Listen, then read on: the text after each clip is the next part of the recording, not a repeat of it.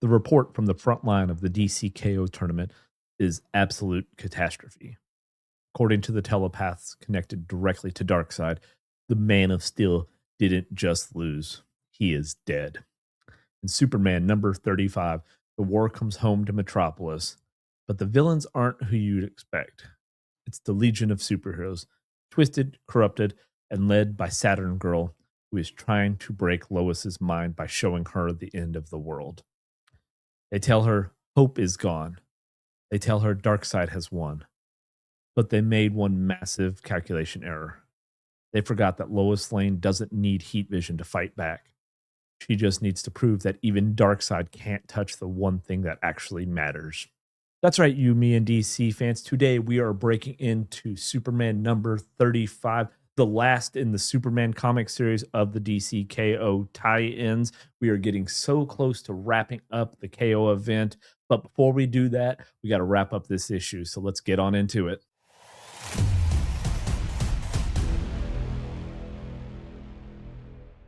The issue opens up to a little monologue from our pal Time Trapper, aka Doomsday. And as much as we have been back and forth, life and death, he did try to warn Superman that the end was coming. Darkseid is. And maybe our last hope is in Superman, but a breed of Superman that wasn't expected. The Man of Actual Steel, although he's made of Kryptonian metal, you get the point. And a boy in his prime. And he is primed, all right. Primed to kick Lightning Lad's ass. However, Robot Soups isn't having quite the same luck with Cosmic Boy. And of course, Superwoman, aka Lois Lane, is wondering why the Legion would do this. She's used to hearing stories about how the Legion is a group of heroes from the future that worship Superman. So why are they now on Darkseid's side? They literally see through his eyes, with Saturn Girl even claiming to know the events of the KO tournament. She tells Lois how Superman fought, and it looked like he was going to win, but then he was suddenly betrayed by Lex. If you remember from DC KO number 4, Superman saves Lex, albeit unintentionally. Lex kind of hides behind him like a coward, and then Lex kills him with that final blast from his suit. He lost. After all, Superman and the Justice League launched this entire plan based off the information they got from the creature that killed him. Superman believed, and he was killed for it. Now, Saturn Girl believes she has gotten inside Lois's head, and much like her husband, she won't win either. But Lois is determined. Even if it means using up the last of her power to win, she is going to fight. For her children, for her world, for Clark.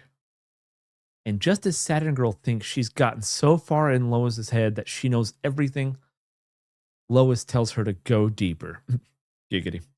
And we get to see the highlight reels of her and Superman's relationship. The love they share, it's one thing Darkseid will never have, no matter how much power he gains or how big his army is. But wait, not all of these are Lois's memories. Why is Lightning Lad here? Wait, why Saturn Girl and Lightning Lad together? This isn't Lois's memories. They are Saturn Girl's. Lois has some tricks of her own up her sleeve. And finally, Saturn Girl is free of hearing Darkseid's voice in her head. Now it is time she actually helped the team to make up for everything she has done in Darkseid's name. However, Lightning Lad isn't having such the emotional experience. Prime is whooping his ass. And we see a little bit of old Superboy Prime come out as he starts talking about snapping necks, and he locks Lightning Boy in a chokehold. About to keep his word, when suddenly Saturn Girl pleads with him to stop. And I love that Prime calls her out about this is when she sees the light, because it's that common, oh yeah, once it's done to them, now they think it's wrong and it needs to stop. Luckily for her and Lightning Lad, he isn't that guy anymore. And he kicks old Laddie to her, and they take a boom tube ride out of there. However, they may have won the battle, but it seems the war is lost. Darkseid has won. Their only hope is to run as far and deep through time as they can. And even though Cosmic Boy broke Superbot, they still have something to show Doomsday Trapper. Ironic, though, there's little Time Trapper doesn't know, having been to the ends of time. They played the message that Lara had for Time Trapper. He wasn't created to defeat Darkseid. He was created to be the alpha to Darkseid's omega. The fact that Doomsday can resurrect himself from any injury or death proves he represents second chances at life.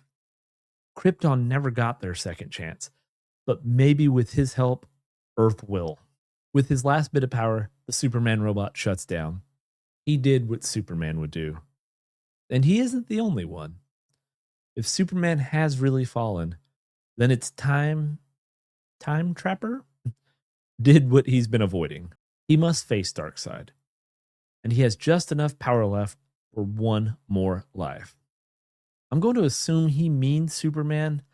And how symbolic would it be that the creature that first killed Superman would be the one to bring him back to life? The end. But wait, there's more. This issue isn't over yet. Because we see Lois up on one of the big super ships in lunar orbit, and we get a little bit of a catch up on how the other teams are doing. We see a brief shot of the Titans, which is exactly where we left them off in Titans 32. Mr. Terrific after his battle in hell, literally. But there are two people on board Lois needs to find. And we get to see them, Martha and Jonathan, being very Kent-like, trying to keep everyone calm. But the Kents can feel it. Something is not right. They know something has happened to Clark. But there is still someone who needs them. Another super individual. Superboy Prime. Whereas he's hoping they'll call him Clark. And that is the end for real this time. All right, guys, and that is where Superman 35 kind of rounds out. Again, it's going to be the last for the KO tie-ins in the Superman comic book run. Let me know, how have you guys felt about it? How have you felt about the tie-ins that we've had? I feel like this one, as far as for the Superman ones at least, was my favorite. We finally got kind of sped up a little bit. Things kind of been dragging on. So now we're going to finally get to see in the KO number 5, which is releasing on March 4th, what is going to happen and what is Doomsday, aka Time Trapper, really going to do. And guys, if you have made it with me this far, please consider giving the video a like, subscribing to the channel, and having the bell notifications clicked. That way you will get alerted as we bring out the last little bit of the KO event, as well as to finding out what happens to the Absolute Universe at the conclusion of the KO event, the universe built by Darkseid. So have the bell notification clicked. You will get alerted to when that comes out. And to keep this video as short as possible, guys, that is going to do it for me on You, Me, and DC. Until next time, I'll see you then.